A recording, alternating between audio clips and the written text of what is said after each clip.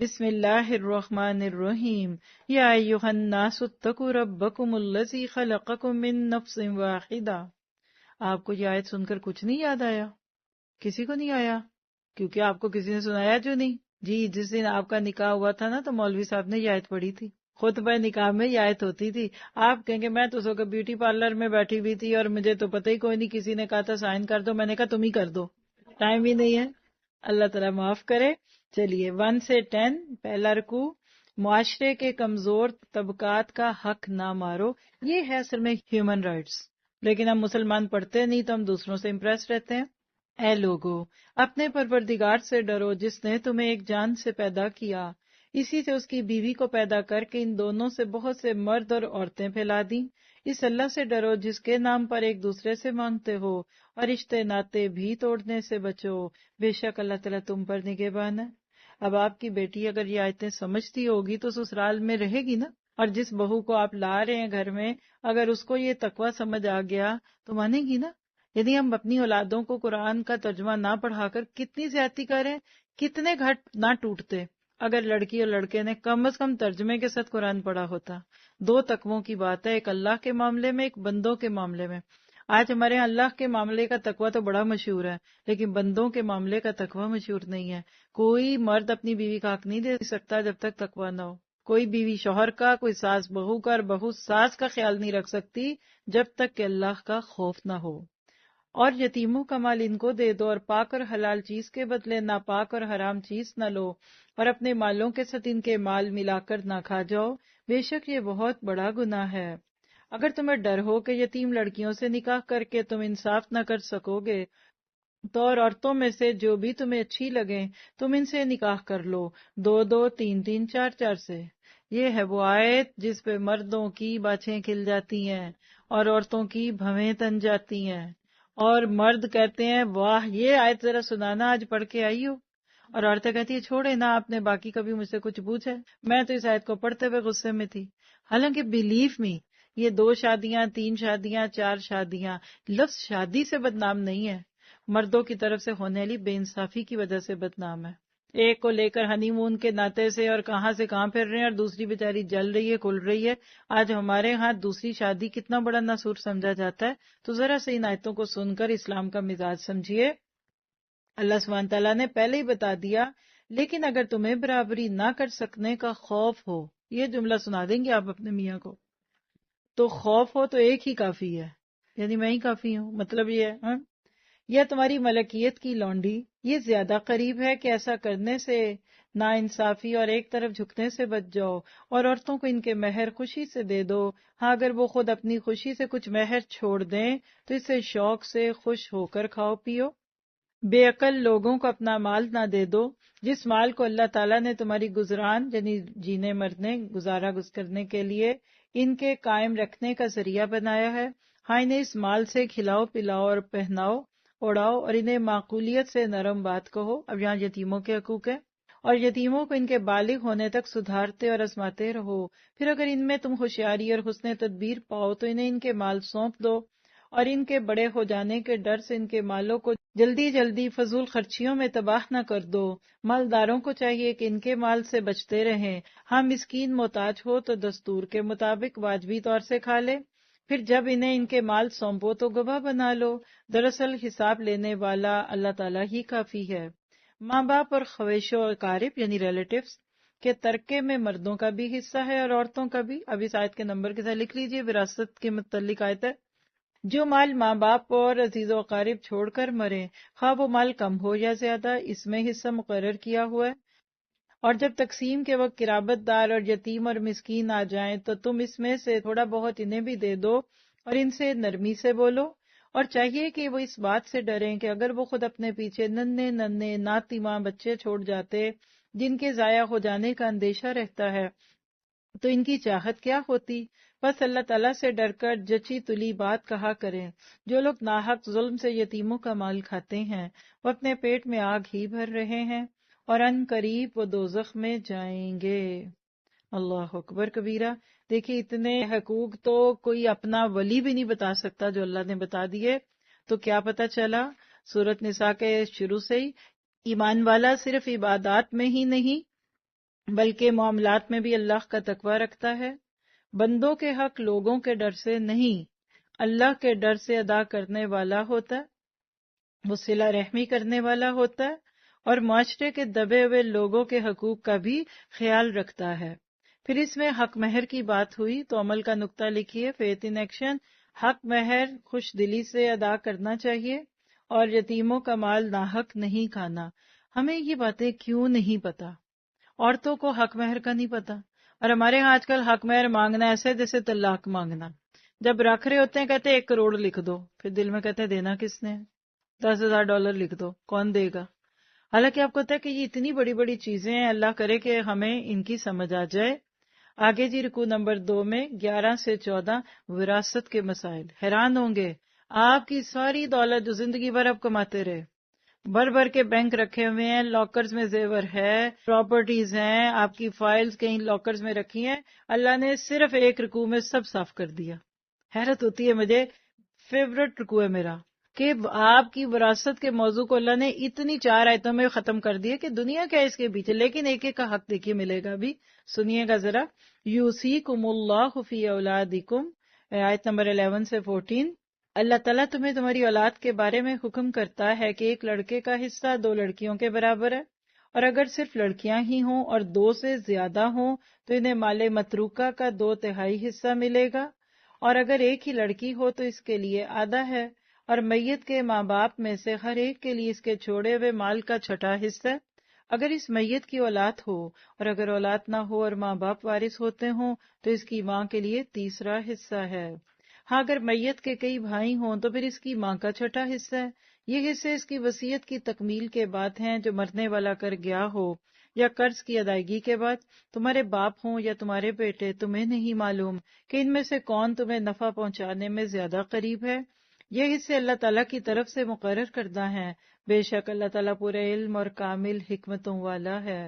تمہاری بیویاں جو چھوڑ مریں اور ان کی اولاد نہ ہو تو آدھو آدھ تمہارا، اگر ان کی اولاد ہو تو ان کے چھوڑے ہوئے مال میں سے تمہارے لیے 1/4 حصہ ہے، اس کی وصیت کی ادائیگی کے بعد جو وہ کر گئی ہوں یا قرض کے بعد، اور جو ترکہ تم چھوڑ جاؤ اس میں سے ان کے لیے 1/4 ہے، اگر تمہاری اولاد نہ ہو، اور اگر تمہاری اولاد ہو تو پھر انہیں تمہارے ترکے کا 8واں حصہ ملے گا اس وصیت کے بعد جو تم کر گئے ہو اور قرض کی ادائیگی کے بعد۔ ذرا اس پہ بھی غور کیجیے گا، وراثت میں سب سے پہلے قرض دیا جائے گا۔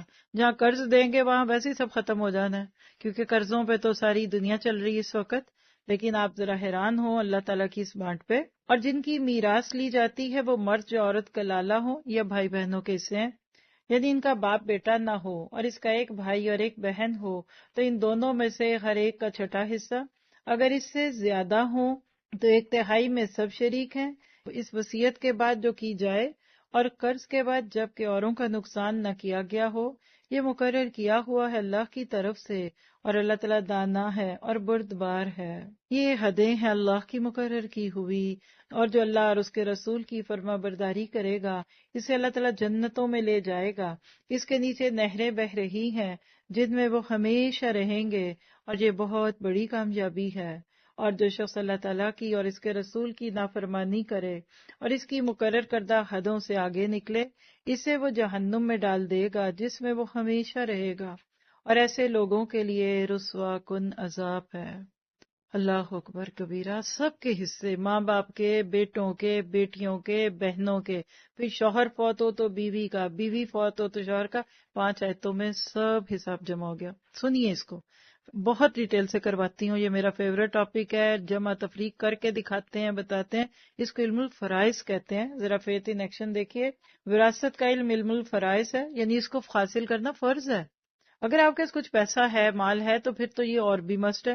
مال کی تقسیم اللہ کے حکم کے مطابق کرنی ہے، صرف عبادات نہیں بلکہ گھریلو، خاندانی اور مالی معاملات میں بھی اللہ کا حکم ماننا ہے، اور وراثت کی تقسیم انصاف سے کرنی ہے۔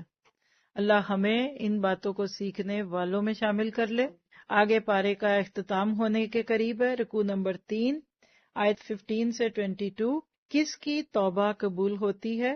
اس کو آپ لکھ سکتے ہیں کہ لیزبینز یعنی ہوموز کی سزا قرآن نے آج سے 1400 سال پہلے بھی بتا دی، اور یہ ابتدائی آیتیں ہیں زنا کی سزا کے نازل ہونے سے پہلے جو سورت نور میں آئیں گی انشاءاللہ۔ واللاتی یاتین الفاحشۃ من نسائکم، تمہاری عورتوں میں سے جو بے حیائی کا کام کریں ان پر اپنے میں سے 4 گواہ طلب کرو، اگر وہ گواہی دیں تو ان عورتوں کو گھروں میں قید رکھو یہاں تک کہ موت ان کی عمریں پوری کر دے، یا اللہ تعالیٰ ان کے لیے کوئی اور راستہ نکال لے۔ تم میں سے جو 2 افراد ایسا کام کر لیں انہیں ایذا دو، اگر وہ توبہ اور اصلاح کر لیں تو ان سے منہ پھیر لو، بے شک اللہ تعالیٰ توبہ قبول کرنے والا اور رحم والا ہے۔ کل بچیوں کو لے کر آئیے، ینگ بچیاں ویکینڈ پہ آئیں گی۔ آپ دیکھ رہے ہیں کہ یہ جتنی سورت نساء، اور اتفاق سے کل سورت نساء کا وہ حصہ آ رہا ہے جو شادی، ولی، کورٹ میرج اس سے متعلق ہے، 5ویں پارے کے شروع سے ہی ہے۔ تو جہاں بھی بات سن رہے ہیں آپ لوگ اپنے ساتھ بچیوں کو لے کر بیٹھے، پر یہ نہ کہیے گا کہ سنو یہ تمہارے لیے۔ آگے توبہ کے بارے میں خوبصورت آیت ہے قرآن کی۔ اللہ تعالیٰ صرف انہی لوگوں کی توبہ قبول فرماتا ہے جو نادانی کی وجہ سے کوئی برائی کر گزریں پھر جلد ہی اس سے باز آ جائیں اور توبہ کریں، تو اللہ تعالیٰ ان کی بھی توبہ قبول کرتا ہے۔ اللہ تعالیٰ بڑے علم والا، حکمت والا ہے۔ ان کی توبہ نہیں جو برائیاں کرتے چلے جائیں، یہاں تک کہ جب ان میں سے کسی کے پاس موت آ جائے تو کہہ دے کہ میں نے اب توبہ کی، اور ان کی بھی توبہ قبول نہیں جو کفر پر ہی مر جائیں۔ یہی وہ لوگ ہیں جن کے لیے ہم نے المناک عذاب تیار کر رکھا ہے۔ اور پھر ایک بار آپ کو آپ کے رب کی پھر پکار آئی، یہ پہلی پکار ہے سورت نساء میں۔ دیکھیے آوازیں بڑھتی جا رہی ہیں اور ہمیں پتہ ہی کچھ نہیں۔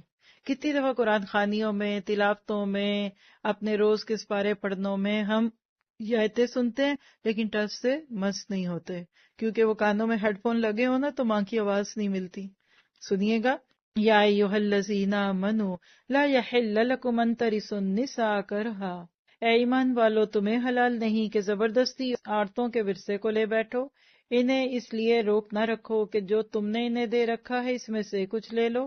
ہاں یہ اور بات ہے کہ وہ کوئی کھلی برائی اور بے حیائی کریں، ان کے ساتھ اچھے طریقے سے رہن سہن یعنی بود و باش رکھو، وہ تم انہیں ناپسند کرو، لیکن بہت ممکن ہے کہ تم ایک چیز کو برا جانو اور اللہ تعالیٰ اس میں بہت ہی بھلائی کر دے۔ اور اگر تم ایک بیوی کی جگہ دوسری بیوی کرنا ہی چاہو اور ان میں سے کسی کو تم نے خزانے کا خزانہ دے رکھا ہو تو بھی اس میں سے کچھ نہ لو، کیا تم اسے ناحق اور کھلا گناہ ہوتے ہوئے بھی لوگے؟ تم اسے کیسے لے لوگے حالانکہ تم ایک دوسرے کو مل چکے ہو، اور ان عورتوں نے تم سے عہد و پیمان لے رکھا ہے، اور ان عورتوں سے نکاح نہ کرو جن سے تمہارے باپوں نے نکاح کیا، ہاں مگر اللہ ما قد سلف، جو گزر چکا سو گزر چکا، اور کیوں نہ کرو اپنی ہی سوتیلی ماؤں سے نکاح، کیونکہ یہ بے حیائی کا کام ہے اور بغض کا سبب ہے اور بہت بری راہ ہے۔ اپنی ہی ماں سے نکاح کر لیتے تھے باپ کے مرنے کے بعد۔ اللہ نے عورتوں کے حقوق کی بات کر دی، ایک ہی آیت ہے اس میں ایمان سے متعلق، سورۃ نساء کی آیت دیکھیے، یا ایھا الذین آمنوا لا یحل لکم ان ترثوا النساء کرہا۔ کیا پتہ چلا کہ اسلام نے ہر رشتے میں عورت کا مقام بلند کیا ہے، یعنی عورت ماں ہو، بہن ہو، بیوی ہو، بیٹی ہو، وہ باعزت ہے۔ آج یہ خبر پڑھ کے آئی ہوں کسی ملک کے قانون میں انہوں نے اجازت دے دی کہ بہن اور بھائی کا نکاح جائز ہے۔ اللہ اکبر کبیرہ، آپ کی میری نسلوں نے جس دنیا میں سانس لینا ہے نا اس میں ابھی سے تعفن فیل ہو رہا ہے۔ یہ اس وقت جو کچھ حالات ہیں دنیا کے وہ تو چھوڑ دیجئے نا، عورت عورت مرد مرد وہ تو پرانا ہو رہا ہے، اب اگلا ٹارگٹ ہے کہ بھائیوں کی شادیاں بہنوں سے کراؤ۔ اللہ اکبر۔ تو فیتھ ان ایکشن، توبہ کا دروازہ بند ہونے کا انتظار نہیں کرنا، گناہ ہو جائے تو فوراً توبہ کیجئے، دوبارہ اس گناہ کو نہ کرنے کا عزم کرنا ہے۔ اور الحمدللہ پارا پورا ہوا۔ آخری آیت جس کا اگلی آیت سے تعلق ہے 5ویں پارے کی، اس کو بھی صرف دیکھ لیتے ہیں۔ آیت 23، کن عورتوں سے نکاح حرام ہے، یعنی محرمات کی لسٹ۔ حرمت علیکم امہاتکم وبناتکم واخواتکم، حرام کی گئی ہیں تم پر تمہاری مائیں اور تمہاری لڑکیاں اور تمہاری بہنیں، تمہاری پھوپھیاں اور تمہاری خالائیں اور بھائی کی لڑکیاں اور بہن کی لڑکیاں، اور تمہاری وہ مائیں جنہیں تم نے دودھ پلایا ہو، اور تمہاری رضائی بہنیں اور تمہاری ساس اور تمہاری وہ پرورش کردہ لڑکیاں جو تمہاری گود میں ہیں، اور تمہاری ان عورتوں سے جن سے تم مباشرت کر چکے ہو، ہاں اگر ان کے ساتھ تم نے تعلق قائم نہ کیا ہو تو ان کی لڑکیوں سے نکاح کر لینے میں تم پر کچھ گناہ نہیں، اور تمہارے صلبی بیٹوں یعنی سگے بیٹوں کی عورتیں یعنی بہویں، بھی اور دو بہنوں کا اکٹھا کرنا بھی حرام ہے، ہاں مگر جو ہو چکا سو ہو چکا، بے شک اللہ بخشنے والا اور رحم کرنے والا ہے۔ کیا پتہ چلا؟ پچھلے مردے مت کھاڑو، اللہ نے تمہیں جو موقع دیے ہیں اس سے فائدہ اٹھاؤ۔ تو کیا سیکھا اس آیت سے؟ رشتوں کی حرمت کا خیال رکھنا ہے، اللہ کے قانون کی پابندی کرنی ہے اور خوش دلی سے اس پہ عمل کرنا ہے۔ آپ ذرا ایک سیکنڈ کے لیے سوچئے تو آپ کانپ جائیں گی۔ اگر محرم رشتوں سے نکاح حلال ہوتا تو گھروں کا ماحول کیا ہوتا؟ آپ اتنے سکون سے یہاں بیٹھی ہوتی۔ تو الحمدللہ پارے کا ٹارگٹ پورا ہوا۔ آگے ہے جی ایمان کی شاخیں، یاد رکھے کہ یہ بھی پارے کا حصہ ہی ہے۔ آج ایمان کی 7ویں شاخ کریں گے جو بہت ہی خوبصورت طور پہ ہم سب کو اپنا عمل بدلنے پہ مائل کرے گی، اور وہ کیا ہے؟ مرنے کے بعد والی زندگی پہ ایمان رکھنا۔ یہ نہیں کہو کہ یو لیو ونس، یولو نہیں ہے اسلام میں، یو لیو ونس۔ اور کسی نے کہا کہ بابر بیش کوش کے جہاں دوبارہ نیز، یہ غلطی ہے اس شاعر کی، اللہ ان کو بھی معاف کرے ہمیں بھی۔ ہم سب نے مرنا بھی اور مرنے کے بعد دوبارہ اٹھنا، یہ ایمان کی شاخ ہے۔ کیسے؟ ہمارا عقیدہ ہے کہ ہم نے ایک دن یہ دنیا چھوڑ جانا ہے، موت کے بعد ہماری ایک اور زندگی شروع ہوگی، قیامت کے دن سزا و جزا کا حساب ہوگا، یعنی اعمال کے مطابق ہوگا۔ قرآن کہتا ہے سورۃ تغابن آیت 7 میں، زعم الذین کفروا ان لن یبعثوا، یہ تو کفار کا زوم ہے کہ ہم نہیں اٹھائے جائیں گے۔ قل بلا، کہہ دیجئے کیوں نہیں، وربی، قسم ہے میرے رب کی، ثم لتبعثن، تم دوبارہ اٹھائے جاؤ گے، ثم پھر اس کے بعد کیا ہوگا؟ لَتُنَبَّؤُنَّ بِمَا عَمِلْتُمْ وَذَلِكَ عَلَى اللَّهِ يَسِيرٌ، پھر تمہیں ضرور اس کی خبر دی جائے گی جو تم نے عمل کیے، اور یہ سب اللہ پہ بہت آسان ہے۔ کیا پتہ چلا؟ اللہ تعالیٰ صاحب کن فیکون ہے، اس کے کن کہنے سے قیامت برپا ہوگی، سر جھکائے قبروں سے لوگ نکل کر کھڑے ہو جائیں گے، کیونکہ اللہ تعالیٰ ہر چیز پہ قادر ہے، اس لیے ہمارا اعمال کا دفتر کھولے گا۔ یہ دنیا دارالعمل ہے، دارالجزا نہیں۔ آج اس دنیا میں انسان کے اعمال مختلف ہیں، ہر بندہ اپنے حساب سے جیتا ہے، کوئی نیک ہے اور شریف النفس ہے، کوئی ظالم جابر اور بد کردار ہے۔ چونکہ خالق کائنات عادل اور حکیم ہے اور اس کی حکمت کا تقاضا ہے کہ اعمال کے مطابق فیصلے ہوں، ورنہ تو ظلم ہو گیا نا ان لوگوں سے جو ساری زندگی بچتے رہے اور وہ مزے میں رہ گئے، جو موج مستی کرتے رہے اور وہاں بھی چلے گئے۔ تو کیا پتہ چلا کہ انسان کو غفلت کی چادر اتارنے اور عقل اور دانائی سے کام لینے کی دعوت دی جا رہی ہے اس میں۔ اور مرنے کے بعد دوبارہ جی اٹھنے کا تذکرہ سورۃ انفطار کی ابتدائی 5 آیتوں میں بھی ہے۔ اذ السماء انفطرت واذا الکواکب انتثرت واذا البحار فجرت واذا القبور بعثرت علمت نفس ما قدمت واخرت۔ نوٹ کریے گا، وَإِذَا الْقُبُورُ بُعْثِرَتْ پہ غور کر لیجئے، جب قبروں سے نکالا جائے گا یعنی قبریں کھولی جائیں گی، مردے نکل کر باہر آئیں گے۔ موت کے بعد کی زندگی کے اوپر شک کرنا گویا کہ قرآن پہ شک ہے، کیونکہ قرآن پاک میں کئی مقامات پر موت کے بعد کی زندگی کا ذکر ہے۔ آپ نے اس بارے میں دیکھا، پھر موت کا ذکر آیا، کل نفس ذائقۃ الموت، پچھلے بارے میں بھی تھا۔ تو اس دار فانی میں چند دن کی زندگی گزار کر ہماری زندگی کا دوسرا دور شروع ہوگا، موت کے بعد برزخ کی زندگی شروع ہوگی اور وہ اس دنیا سے مختلف ہوگی۔ اب آپ کہتے ہیں ہمیں کچھ دلائل لکھا دیں تاکہ اگر کبھی کوئی کچھ کہے تو ہم دکھائیں۔ پہلی بات ہے میں تو آپ کو بتا دیتی ہوں، لیکن آپ نہ دوسروں کو بتائیے گا، اس کو مشورہ دیں کہ قرآن پڑھو۔ کہاں کہاں ہے ذرا سا دیکھیے گا۔ حیات بعد الممات پر قرآنی دلائل، یعنی مرنے کے بعد جی اٹھنے کے دلائل۔ پہلی دلیل سورۃ بقرہ آیت 28، کیف تکفرون باللہ وکنتم امواتا فاحیاکم ثم یمیتکم ثم یحییکم ثم الیہ ترجعون۔ ترجمہ واضح ہے۔ دوسری دلیل ہے سورۃ حج 66، وَهُوَ الَّذِي يَحْيَاكُمْ ثُمَّ يُمِيتُكُمْ ثُمَّ يُحْيِيكُمْ إِنَّ الْإِنسَانَ لَكَفُورٌ۔ آپ کہیں گے کہ موت کا لفظ تو آ ہی رہا ہے نا، سمجھ تو آ ہی رہا ہے سب کو ترجمہ۔ اور حدیث بھی لے لیجئے، اللہ کے نبی نے فرمایا جس حالت پر تم اپنی زندگی گزارو گے اسی پر تمہیں موت آئے گی، اور جس حال میں موت آئے گی اسی حالت میں روز قیامت اٹھائے جاؤ گے۔ یہ مشکات المصابیح کی روایت 182 ہے۔ اب کچھ لوگ اعتراض کرتے ہیں، قبر سے اٹھائے جانے پر کچھ اعتراضات ہیں، تو وہ کیا ہے؟ کچھ لوگ پانی میں ڈوب جاتے ہیں، کچھ کو جانور کھاتے ہیں یا جل کر راکھ ہو جاتے ہیں، تو پھر وہ کیسے اٹھیں گے؟ یہ ایک سوال ہے۔ انسانی جسم چاہے دفن ہو یا نہ ہو، روح محفوظ ہوتی ہے۔ اللہ کے کن کہنے سے تمام جسمانی ذرات اکٹھے ہو کر جسم کی شکل اختیار کر لیں گے۔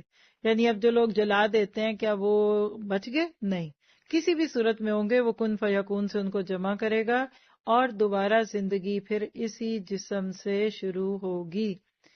سورۃ یاسین کی آیت 78 79 شاید آپ کو زبانی بھی یاد ہوگی، جس میں کیا آتا ہے، قال من یحیی العظام وہی رمیم، کون زندہ کرے گا اس ہڈی کو جو پرانی ہو گئی، بسیدہ ہو گئی؟ قل یحییھا الذی انشاھا اول مرہ، کہہ دو وہی زندہ کرے گا جس نے اس کو پہلے کیا تھا، کیونکہ وَهُوَ بِكُلِّ خَلْقٍ علیم، وہ تو ہر طرح کی تخلیق اور خلق کے کام کو جاننے والا ہے۔ تو یہ دلائل میرا خیال ہے کافی ہیں۔ ہمارا ایمان ہے کہ اللہ تعالیٰ مرنے کے بعد ہمیں زندہ کرے گا۔ اب اسی سے ملتی ہوئی جو اس کا اگلا سٹیپ ہے، 8ویں شاخ لیجئے، 8 برانچ آف ایمان کیا ہے؟ قبروں سے اٹھنے کے بعد تمام لوگوں کو ایک ہی جگہ جمع کیا جائے گا، اس پر ایمان لانا، اس کو کہتے ہیں حشر۔ حشر، ٹھیک ہے، اسی سے پھر نشور بھی ہے۔ چونکہ اللہ کی صفت عدل ہے، دنیا میں کچھ لوگوں نے ظلم کیا، اب یقیناً ظالم کو سزا ملنی چاہیے، مظلوم کو صبر پر اجر ملنا چاہیے۔ کچھ لوگوں نے ساری زندگی صدقہ جاریہ کے کام کیے، وہاں جا کر پتہ چلا کچھ بھی نہیں ملا تو دھوکہ ہو گیا نا۔ اور گناہ چھوڑو، تمہیں بڑا کچھ ملے گا، یہ ملے گا، اب گئے تو کچھ بھی نہیں ملا۔ تو اللہ کی صفت عدل کا تقاضا ہے کہ مرنے کے بعد بندوں کو جنت یا جہنم ملے۔ دلیل لیجیے ابن ماجہ روایت نمبر 203، آپ نے فرمایا جس نے کوئی اچھا طریقہ ایجاد کیا اور اس پر لوگوں نے عمل کیا تو اسے اس کے عمل کا اجر و ثواب ملے گا، اور اس پر جو لوگ عمل کریں ان کے اجر کے برابر بھی اسے اجر ملتا رہے گا، اس سے ان کے عمل کرنے والوں کے ثواب میں کوئی کمی نہ ہوگی۔ اور جس نے کوئی برا طریقہ ایجاد کیا اس پر اور لوگوں نے بھی عمل کیا تو اس کے اوپر اس کا گناہ ہوگا، اور اس پر عمل کرنے والوں کا گناہ بھی اسی کے پر ہوگا، اور گناہوں میں کمی نہ ہوگی، یعنی شعور کے ساتھ زندگی گزاریے۔ اب سوال پیدا ہوتا ہے کہ مرنے کے بعد جب ہم قبروں سے اٹھیں گے کیا ہوگا؟ ہم سب پڑھتے ہیں کہ سور پھونکا جائے گا۔ سور کیسے پھونکا جائے گا؟ اسرافیل کے سور پھونکنے کی کیفیت سورہ یاسین 48 سے 63 کا ترجمہ لے لیجئے کہ یہ لوگ کہتے ہیں کہ یہ قیامت کی دھمکی آخر کب پوری ہوگی؟ اگر تم سچے ہو تو بتاؤ۔ دراصل یہ چیز جس کی راہ تک رہے ہیں وہ بس ایک دھماکہ ہے جو یکا یک انہیں عین اس حالت میں دھر لے گا جب یہ دنیا کے معاملے میں جھگڑ رہے ہوں گے، اور اس وقت یہ وصیت تک نہ کر سکیں گے نہ اپنے گھروں کو پلٹ سکیں گے۔ یہ ایک سور پھونکا جائے گا اور یکا یک یہ اپنے رب کے حضور پیش ہونے کے لیے اپنی قبروں سے نکل پڑیں گے، گھبرا کر کہیں گے ارے یہ کس نے ہمیں ہماری خوابگاہوں سے اٹھا کھڑا کیا؟ یہ وہی چیز ہے جس کا خدائے رحمان نے وعدہ کیا تھا اور رسولوں کی بات سچی تھی۔ اس سے آگے جنت اور جہنم کا تذکرہ ہے، لیکن اتنے حصے سے آپ کو یقین آ گیا ہوگا کہ مرنے کے بعد جینا بھی ہے اور جینے کے بعد جانا بھی ہے میدان حشر میں۔ تو خلاصہ، ایک دن ساری دنیا فنا ہو جائے گی، ہر چیز ختم ہو جائے گی، حساب کتاب شروع ہوگا، اللہ سب کو زندہ کر رہا ہے، اور نیکیوں پہ نیکوں کو اجر اور بدیوں پہ بدوں کو سزا ملے گی۔ سورۃ آل عمران میں 9 آیت میں آپ پڑھ چکے ہیں، ربنا انک جامع الناس لیوم لا ریب فیہ ان اللہ لا یخلف المیعاد، اے پروردگار تو اس روز جس کے آنے میں کچھ بھی شک نہیں سب لوگوں کو اپنے حضور جمع کرے گا، بے شک اللہ وعدہ خلافی نہیں کرتا۔ اب ایک سوال ذہنوں میں آتا ہے کہ یوم حساب کتنا کو لمبا ہوگا، یعنی چھوٹے دن ہوں گے، لمبے ہوں گے، کوئی ڈے سیونگ کا فرق پڑے گا نہیں پڑے گا؟ تو اس پہ سورۃ معارج کی آیت نمبر 4 لے لیجئے، تعرج الملائکۃ والروح الیہ فی یوم کان مقدارہ 50,000 سنہ، یہ 50,000 سنہ لے لیں کہ اس دن کی مقدار 50,000 سال ہوں گے۔ کتنی صدیاں بنتی ہیں سوچئے گا۔ قیامت کے دن ہوگا کیا؟ تمام مخلوق ایک ہی جگہ جمع ہوگی، سب کا حساب کتاب ہوگا، بے حد طویل دن ہوگا، لوگ پریشان حال ہوں گے، ہاں لیکن مومن کے لیے یہ دن مختصر اور آسان ہوگا۔ اللہ اکبر کبیرہ۔ اللہ کے نبی سے ایک موقع پہ صحابہ نے سوال کیا تھا تو آپ نے فرمایا کہ قیامت کے دن کے بارے میں اللہ فرماتا ہے یوم یقوم الناس لرب العالمین، اس دن لوگ رب العالمین کے سامنے ہوں گے۔ تو کس کو اللہ کے سامنے کھڑے ہونے کی طاقت ہوگی؟ آپ نے فرمایا قیامت کا دن مومن کے لیے آسان کر دیا جائے گا، یہاں تک کہ وہ دن اس پر فرض نماز کی ادائیگی کے بقدر رہ جائے گا، یعنی نماز پڑھنے میں جتنا وقت لگتا ہے۔ 4576 نمبر حدیث ہے مشکات کی۔ تو ساری بات کا خلاصہ مرنا ہے، مرنے کے بعد قبر میں جانا ہے، قبر کا عذاب اور جزا برحق ہے، اور اس کے بعد اگلی بات کہ مرنے کے بعد اٹھنا بھی ہے، اور اٹھنے کے بعد پھر میدان حشر سے گزرتے ہوئے آگے جانا ہے۔ تو اللہ تعالیٰ آپ کو مجھے ان سارے مراحل پہ سرخرو کر دے۔ آج کے پارے کی نظر آج کے تھیم کے ساتھ شعر: شہادت ہے مطلوب و مقصود مومن، نہ مال غنیمت نہ کشور کشائی، یعنی مومن اپنے دل میں شہادت کی طلب لے کر گھر سے نکلتا ہے، اس سے زیادہ اور کچھ اس کا نہ مطلوب ہے نہ مقصود، نہ مال غنیمت چاہیے اور نہ اپنے ملک کو کھلا کرنا ہے۔ اللہ کرے کہ ہم سب اس پہ رہیں۔ آج کی دعا دشمن سے حفاظت کی دعا ہے۔ ہم سب کو سرحدی دشمنوں اور ذہنی دشمنوں کو جو ہمارے بچوں کے دماغوں پہ حملے کر رہے ہیں، تصور میں رکھ کر اس دعا کو نہ صرف یہ کہ پڑھنا ہے بلکہ مانگنا بھی ہے اور یاد کرنا ہے۔ اللہم انا نجعلک فی نحورہم ونعوذ بک من شرورہم۔ اللہم انا نجعلک فی نحورہم، اے اللہ بے شک ہم ان کو کرتے ہیں، آپ کو کرتے ہیں۔ ادھر نحور وہ جگہ جہاں نہر کرتے ہیں، یعنی آپ دشمنوں کو آپ کے حوالے کرتے ہیں، یہ مراد ہے۔ وَنَعُوذُ بِكَ مِن شُرُورِهِمْ، اللہ تعالیٰ آپ کو مجھے بہترین طریقے سے عمل والا بنا دے۔ یہ تھا آج کا پارا، آج کی چھوٹی بڑی باتیں، اللہ تعالیٰ عمل میں آگے بڑھائے۔ سبحان ربک رب العزت عما یصفون وسلام علی المرسلین والحمد للہ رب العالمین۔ السلام علیکم ورحمۃ اللہ وبرکاتہ۔